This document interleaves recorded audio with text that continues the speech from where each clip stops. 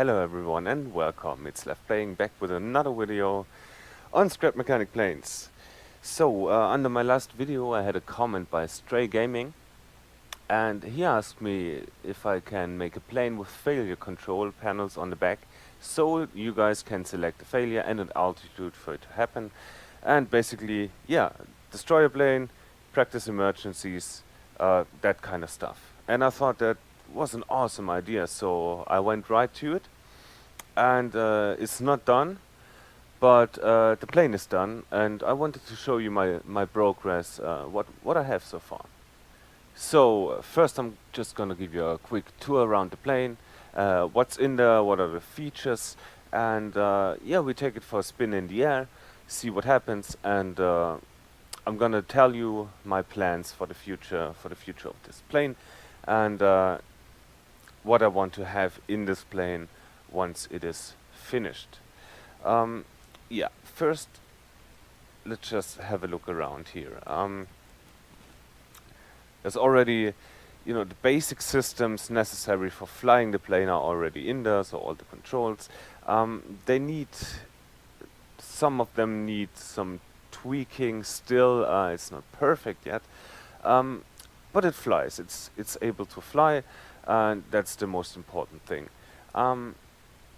Right. So what is missing now is still the failure control system, and the setup for the failures themselves, all the wiring for the failures themselves, are missing for now. They will come in the future. Right. But yeah, I want to show you how far I am at this plane, because yeah, the plane is done, it's flyable, and I always kind of wanted to do a DC-9 type plane, with the engines in the back. I love the style of these planes. So yeah, there's that, and maybe I will upload this plane once it's finished, without the failure control system, without the emergencies. Still upload the finished plane to the workshop for you to play around with it, because yeah, I think it looks awesome. Also, it handles quite well, and it's the first plane actually in which I built the drag reducer block. If you don't know what that is, there's a mod called the Engineer's Toolbox, and there is this block in it. That basically reduces the drag of the overall creation. The creations in scrap mechanic have a very big value of drag, and when you use the wing parts, you can't really use them to glide. If your engines suddenly stop, the drag is just too much for you to sustain a normal glide like you would have in a normal airplane. You have all the speed, all this inertia, and it's not just suddenly going away just because your engines are failing. There are stories about the big airliners, the big 767, I think it was, had a double engine failure and managed actually to glide to a nearby airfield. So, of course, the airliners don't make for very good glider planes, but they're planes. They function like every other plane, so they have they don't perform very good as gliders, but they are still planes capable of gliding without engine power. So the drag reducer block, it helps us very much with achieving this kind of realism and actually being able to glide the plane. One problem with the drag reducer block is that it I got a feeling that it reduces the drag too good. You don't need much engine power to get this plane in the air. Once it's in the air, it just wants to, it kind of wants to accelerate constantly. So you need some power to get it in the air, but then you have to reduce the power quite quickly. Otherwise, you're just speeding across the whole map, and there again we have the problem with the map being too small, for airline type planes and for big planes and for fast planes to really be useful in the map, because you end up constantly turning to one side, flying a big circle because you can't maneuver because you're too fast. And yeah, but it's flying. It's flying well. It's flying well for the moment. Um, as you see, we have these big flaps here, and they are already kind of at an incline, you know, to fit the overall shape of the wing. And this kind of negative incline, it adds some drag to the plane and helps to just uh, keep it at bay that it doesn't accelerate indefinitely. Um, yeah, because the lift that the wings produce, they still produce drag. If they are horizontal like this and moving through the air, there's almost no drag when you use the drag reducer block. But as soon as they are at an angle, you know, the air is coming from the front and we have an angle.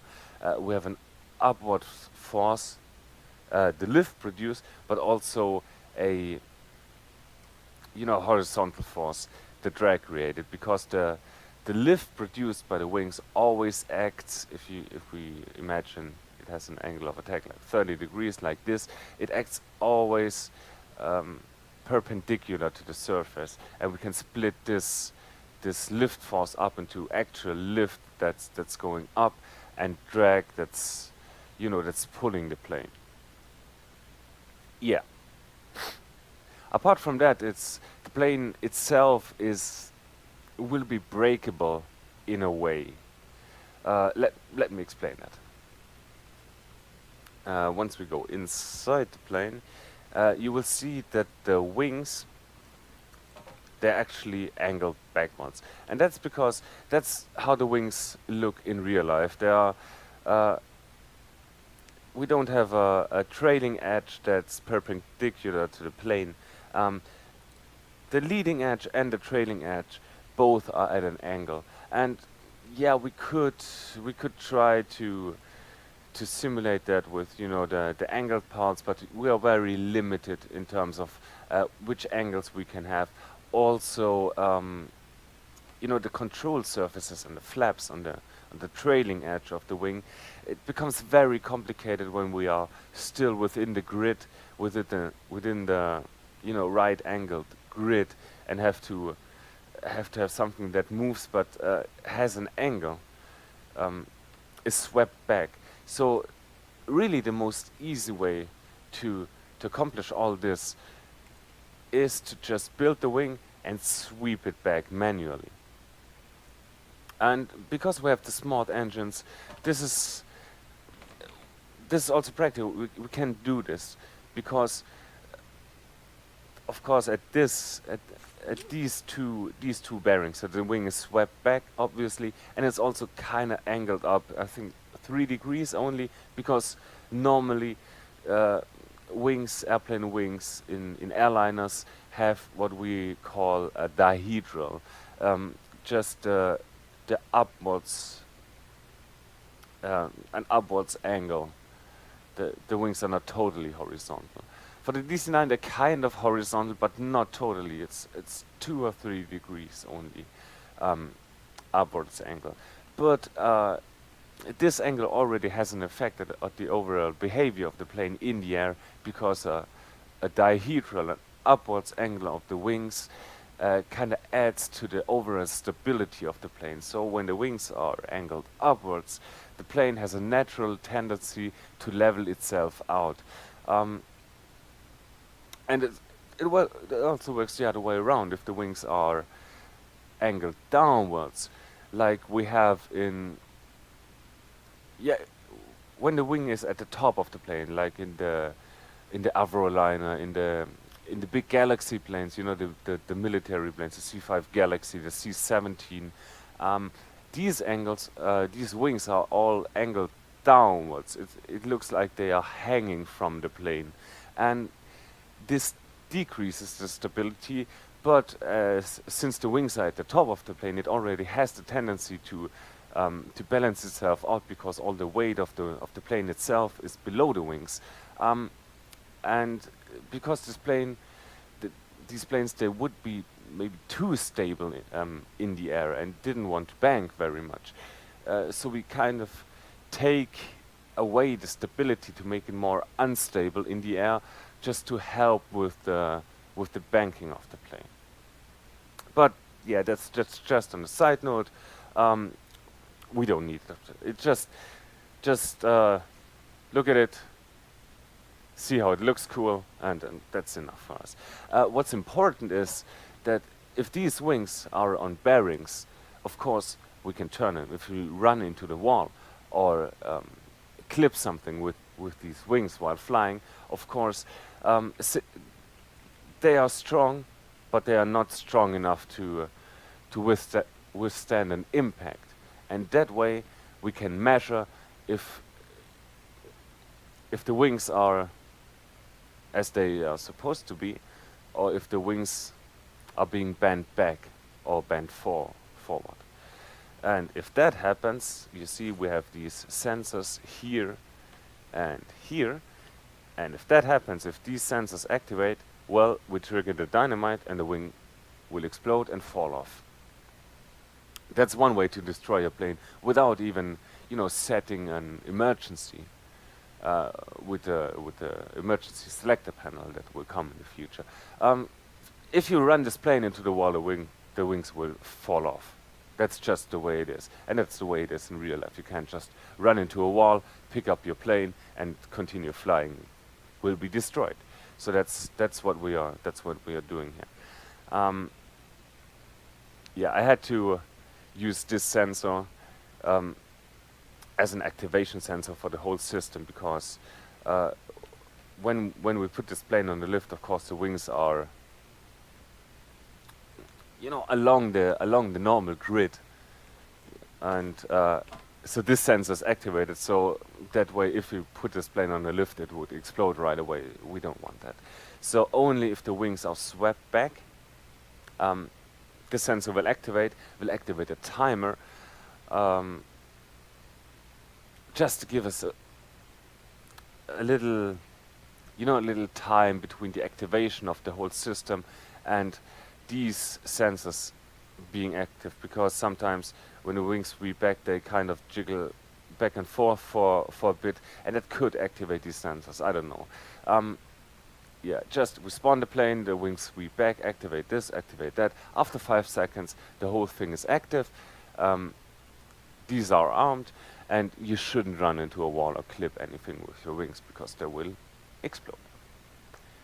Cool. Yeah, I think for now that's pretty much all of it. Yeah, we have the same kind of system like with the wings, with the elevator wings. You see, this is the normal grid, and we have just turned these wings so they align with the vertical stabilizer. So you can see there's a gap there, so there's no collision happening. So these parts do not intersect or do not collide, and add to the problem of collision and lag in the game. Right. There's some beautiful math happening, because you can actually calculate, of course, the angle of these slope pieces. It's, I think, 17.4 degrees, and we can exactly set this using a smart engine, of course, not using a controller. Set this exact angle and have this very parallel and very nice gap here. So yeah, that's just for the looks and the convenience, really. And of course that we can have this trailing edge flap here, this control surface that actually aligns with the trailing edge. Right, so I think we can now just take this plane for a spin. Right, let's see if we can show we can do it all at once. I have disconnected the sensor from this system, because if we're inside here and we just walk around here, you see we trigger these sensors, and yeah, the wing will explode and scare us to death. It happened. I got really scared when I didn't expect something to explode, and it did. So now, this timer will run, and now this is activated. Now we cannot touch these sensors anymore, otherwise we will just blow up. Right, but now let's take this plane up in the air and see what we have to now. Right, let's run through the controls real quick. So of course this plane is WASD controlled, so W and S is up and down, A and D is left and right. You can't really see it, and I have to do something about these ailerons in the future, because they don't deflect too much. It's okay if you're cruising speeds about, you know, 250, 300 blocks per second, really fast speed. It works like a charm, but for slower speeds it doesn't. So it doesn't work so good. It does work, but very slowly. So yeah, we have to couple the extent to which the surfaces deflect. We have to couple this to the airspeed we have. So when we're slower, they just deflect more, and that way we'll have a nice handling across all speed for this plane. Right. Apart from that, we have the elevator trim, which is really important for this plane. These control surfaces here, they do their job, and they do their job very good, but only if the plane is trimmed out. For different speeds, if you're slow, you know, the nose wants to drop, and if you go faster, the nose wants to rise for a certain setting of this elevator. And the force can be so high that the plane wants to, the nose, for example, wants to rise, and you cannot counteract this with just the controls that we have here. So we have to trim out our plane, and we can do this with the buttons 3 and 4. So for the moment, this control layout of course will change in the future, but for now we have 1 and 2 is the power of the engines, and 3 and 4 is the trim of the plane. So we can trim up very much, and we can trim down just a little bit. We don't normally need to trim down. We normally need to trim up to a certain extent.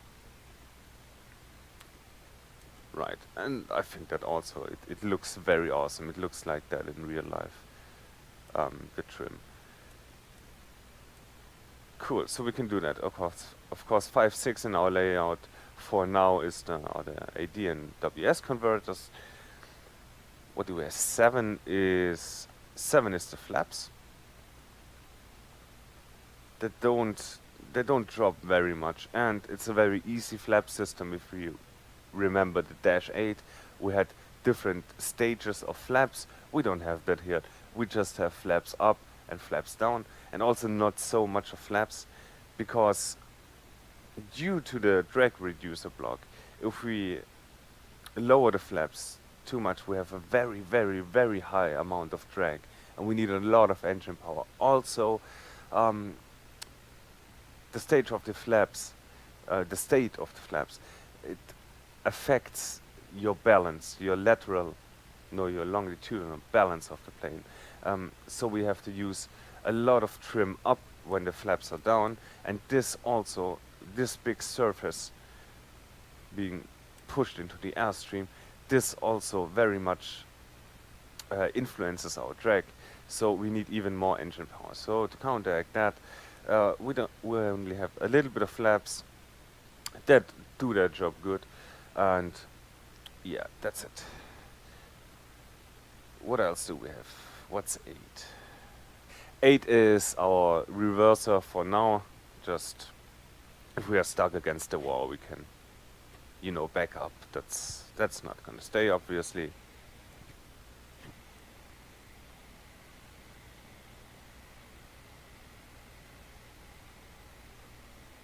And we have switch number 9, which is the parking brake, which is desperately needed.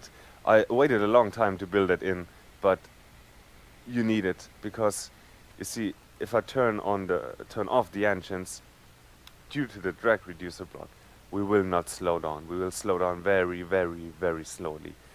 But yeah, if you get kicked out of the seat in this stage, you have to follow the plane until it hits a wall. There's just no way you're gonna catch it. So, parking brake, very important. Cool. So let's turn this thing around and let's take it up in the air.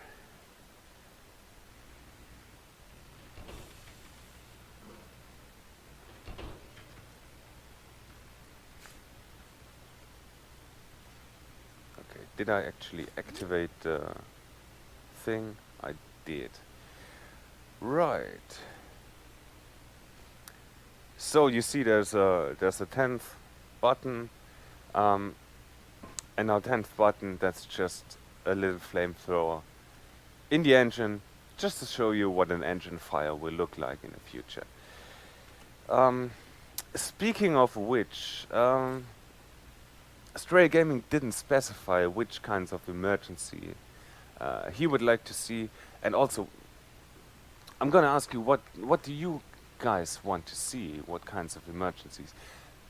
Because for now I have thought we can do engine fires. Of course, engine fire means engine failure in the end, so we don't have to distinguish that. The fire of one engine or of both engines, so we have to glide to the ground. And we can have a cabin fire, so the cabin catches on fire and we have to land quickly before the whole plane is on fire. Apart from that, I'm not really sure what we can build in. I thought maybe we can have a hydraulic failure so that all the control surfaces fail. But yeah, there's no way, of course, we can steer the plane then. So this will lead to an inevitable crash, not giving you the not giving you the exercise of actually saving the plane, saving yourself. I thought it would be possible by controlling the engines, differential thrust, and more thrust will give you more speed and raise the nose, and less thrust will drop the nose because it reduces the speed. But with the scrap mechanic physics, this is not possible. So we cannot control the plane with the engines, at least not with this engine setup. Maybe if we had a plane like the 737 with the engines far apart from each other and under the wings, maybe we can do something like this. No. So please let me know what else you come up with, what else we can do, which kind of failures we can implement in that plane, and I will try my best to do that. Right. So that being said, and I think all being said, yeah, let's take this plane into the air. For now, let's give it about 300 units for takeoff. And you see, it's not much. We accelerate very slowly, although the plane is quite light. But we will continue to accelerate. So I can already reduce the thrust to about 170. And now we can just fly this plane. And you see, at this speed, the ailerons work quite well. And also the elevator works quite well. It's really a nice plane to fly. Also, I have, of course, the auto radar installed. Same as in the Concorde. It reacts to our slip to the left or the right and sets the rudder accordingly, so we fly straight ahead.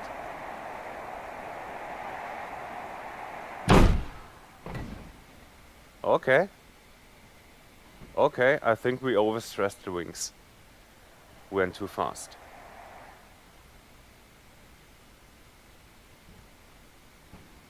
Okay, cool. That's cool. That's a disaster. It's a disaster plane.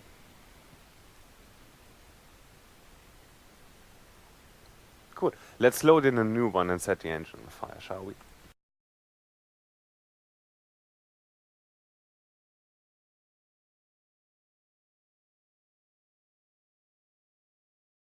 Alright, so now we're back in the air. And we're just gonna activate the flamethrower. And it's on a tick button, so it will fire for one tick and then turn off again. So all the fire is is engine parts burning, not the flamethrower itself. Let's go. It catches on fire now. That looks awesome.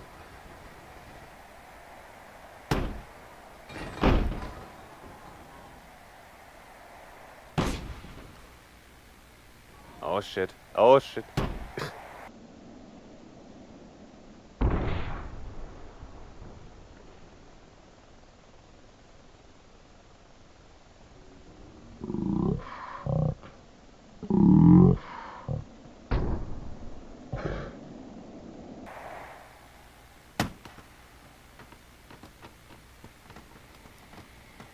So yeah, it looks like I have to... Oh no, I left the engines on. It looks like I have to, you know, play around some more with the force that is necessary to detonate these dynamites. Because I didn't really want the wings to fall off now, just because the engines are on fire. I think I overstressed it in the turn again. So yeah, I think the wings have to be a little bit more powerful, but apart from that, you see the engine catches on fire and will burn for quite a while. And of course I have to link this thruster also to the failure system, because it was still running while it was on fire, and this shouldn't be. Of course, this has to turn off then. But I already tested it, and this plane flies quite well with only one thruster.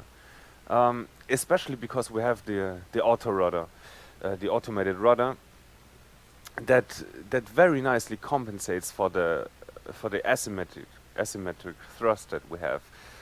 Because of course, when one engine fails, only one side will push the plane. So the plane has a tendency to yaw towards the broken engine. And the rule of thumbs for flying is, if one engine breaks, step on the working engine, step the rudder on the working engine. And this is exactly what the auto rudder does then. It detects a slip to the right and gives us rudder to the left. And yeah, I didn't show you this now because our plane broke apart in mid-air. But it does a very nice job of just straightening the plane out, so we can pretty much keep flying without really feeling it too much that one engine is off. We just see it because we need more thrust, of course, because yeah, one engine is gone, so the other one has to compensate it. Yeah. So now I did a lot of talking, and I didn't really plan on doing this video. So yeah, it was a bit chaotic maybe, but still, I hope you enjoyed this. I hope you're looking forward to the finished product. I know I am. And yeah, as I said, any suggestions for which failures should be in the plane, write them down in the comments, hit me up on Discord. And yeah, next video will hopefully be the finished product along with the workshop link. And until then, thank you very much for watching, and as always, bye bye.